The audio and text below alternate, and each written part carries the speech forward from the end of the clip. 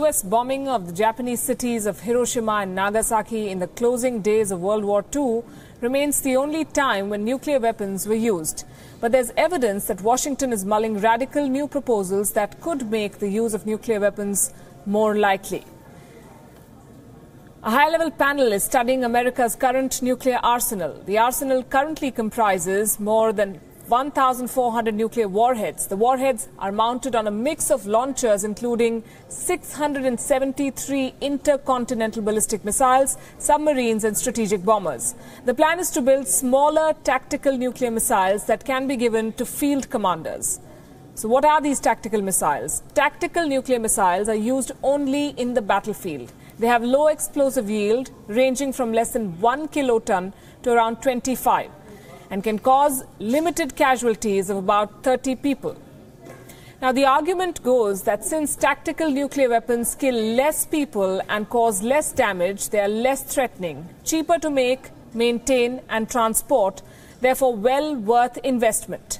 Some of these arguments reflect American concerns about Russia, that after invading the Ukraine, annexing the Crimea, and ensuring victory for its Syrian ally in the war against the Islamic State, Russia could be inclined to some kind of military adventure in the Baltics. In fact, Russia begins military exercises in Belarus on Thursday, with around 13,000 troops expected to take part, along with tanks, artillery and aircraft.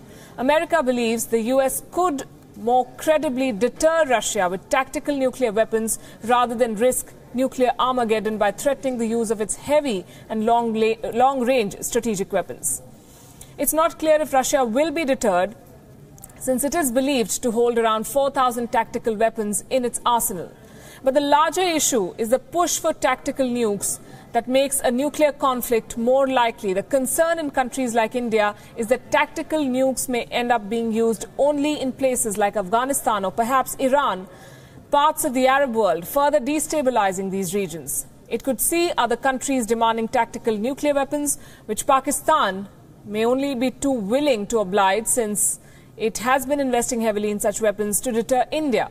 In that sense, Pakistan would have come full circle from pioneering a nuclear black market comprising missiles and missile components in the 1990s to now proliferating battlefield nuclear weapons. Joining us this evening, Ray Locker, National Security Editor at USA Today, with us from Washington, and Zachary Keck, Public Affairs Fellow at the Non-Proliferation Policy Education Center from Arlington. Good evening to both of you. Ray, to you first. What do we expect? And it's a tough question, I know, when it comes to Donald Trump, but he is expected to announce his nuclear strategy. What's on the cards? Well, I know there's been some talk about a new type of cruise missile that Secretary Mattis was asked about earlier today. He says, we're still waiting for the nuclear posture review. Beyond that, not really sure. I've heard the talk about tactical nukes. These things take a long time to shake out. So talk now very often does not translate into actual weaponry. And this is probably just another shakeout period until the administration figures out what it really wants to do. Zachary, the implications of something like this, battle-ready nukes.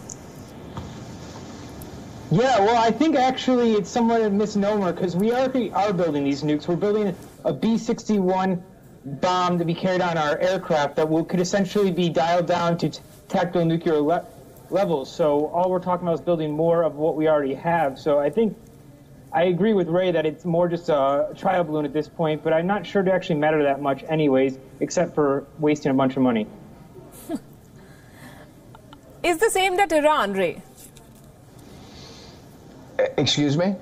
Is this whole policy, is this plan being rolled out with Iran in mind? No, I don't really think so. I mean, the idea of having a tactical nuclear weapon that somehow we could use on Iran, wow. I mean, I think that goes beyond anything anybody in this administration has been talking about. We've had tactical nuclear weapons for decades. They were a big thing, during the 50s and 60s, and they were contemplated being used in, Western Europe in case the Soviets ever attacked. And then they fell out of favor, mostly because the idea of having them available to be used, opened the door to a possible larger nuclear conflagration. So people didn't want to use them. And I think that's probably where we're going to go again. Nuclear weapons are something that really only the president and his top national security folks should have their hands on, not having a battlefield commander with the temptation of, to use one in a crunch. I think that invites a lot of problems. Yeah, if I could just add on that, I think Sure. the big distinction is tactical nuclear weapons are generally weapons of the weak. So we saw in the Cold War, the reason why we were planning on using them is because we couldn't defend against the Soviet invasion using conventional weapons alone. After we got precision-guided missiles and bombs, we no longer needed to use tactical nuclear weapons because we could defend Europe conventionally. And that's why you see a country like Pakistan so interested in tactical nuclear weapons, because it knows it can't defend against an Indian invasion using conventional weapons alone. So it's a little bizarre that now we still have conventional advantage over Russia, we would be trying to use tactical nuclear weapons. Right, exactly. And there's a lot of talk about South Korea looking at that option, Ray, seeking all available military options, as the Defense Ministry said, referring to American tactical nuclear weapons. Well, yeah, I mean, sure, the South Koreans would think about having that option. They don't have nuclear weapons now. I doubt they ever will get them, despite what North Korea is doing. But that would, suppose that the North Koreans would somehow launch a conventional assault over the DMZ on South Korea. And I don't think that's what's going to happen. That would invite mutual destruction for both countries. Because once the North Koreans came across that line, then all the powers in that part of the world, including the United States, would jump all over them. There would not be a repeat of the scenario that happened in 1950 when the Korean War started. So I think a lot of this is talk, but it's not going to be translated into actual weapons programs or reality. Zachary, I'm not sure you want to take this, but I'm going to ask you, has Russia pioneered tactical nuclear weapons, and how does Russia's arsenal compare to America's for the benefit of our viewers? I wouldn't say they pioneered them, because we actually used them. We actually didn't use them, but we built up an arsenal of them in the 1950s before Russia did. Now, Russia does have a ton of tactical nuclear weapons in Europe. We also have some in places like Turkey. But I don't think they really material changed the balance of power, because, as Ray was saying, once you start using these things, it's a small step to begin using strategical nuclear weapons, which is the real concern. And so I don't think we should be that concerned about Russia's tactical nukes. And a word on Pakistan, given what I said, Ray.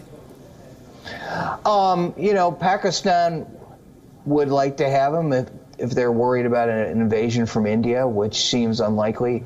As somebody who lives here who's not intimately familiar with all the dynamics between the two countries, I don't know why India would want to invade Pakistan.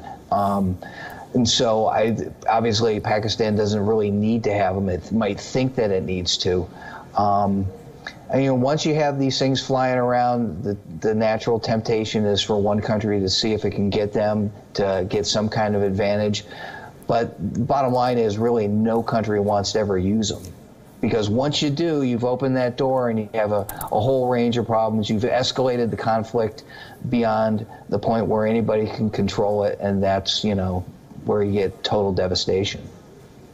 Right, I want to jump in. Sure. Oh, sorry.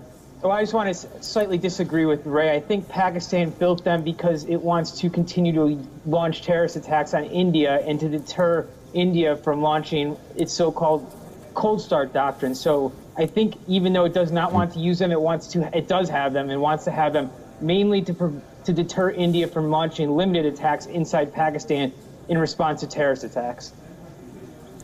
I have to say I second that, and I want to come back to the point of the point of Iran, and this is why I say that America's plan for tactical nukes could be aimed at Tehran. I will request you both to stay with us. There's a view that Donald Trump, after his fire fury over North Korea, which ended in a whimper, hopes to do better with Iran. He's expected to unveil a range of get tough measures by the end of this month targeting Iran.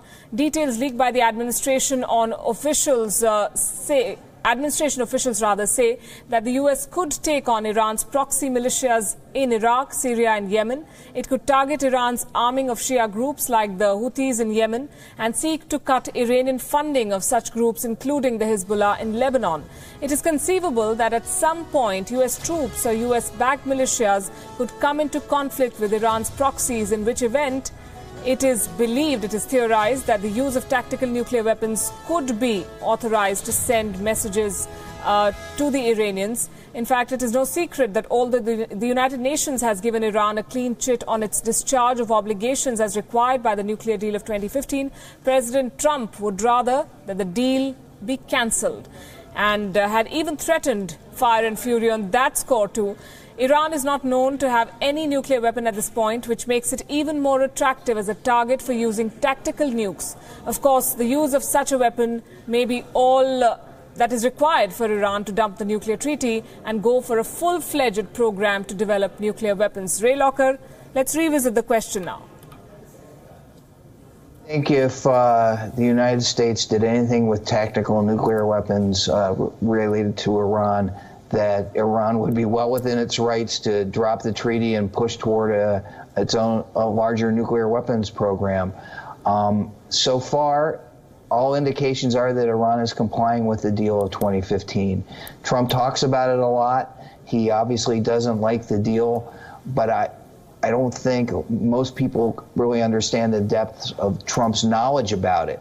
Iran is just a hot-button issue in this country for a lot of people, and so that made the deal controversial. But so far, it seems to be holding. I don't know why the administration would want to bring tactical nukes into the equation. Zachary, what explains this sudden focus on Iran and tactical nukes and shift from North Korea, which was at one point for the past few weeks the favorite subject of the American president?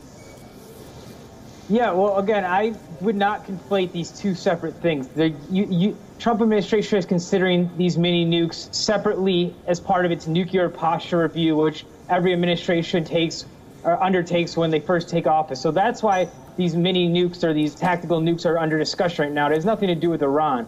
Now, separately with Iran, what the administration is looking to do is push back against Iran's non-nuclear activities that we do not support, such as its support for Syria and Iraq, and its support for the Houthis in Yemen.